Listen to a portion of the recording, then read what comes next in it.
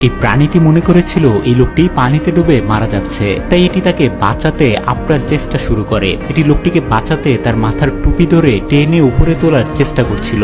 লোকটি কিছুই বুঝতে পারছিল না, সে ভাবছিল এই প্রাণীটি তার সাথে খেলা করছে। প্রাণীটি যখন তাকে কিছুতেই টেনে তুলতে সক্ষম হলো না, তখন এটি আরো বেশি হতাশ হয়ে পড়ে। এটি লোকটিকে জড়িয়ে ধরে সান্ত্বনা দেওয়ার চেষ্টা করছিল।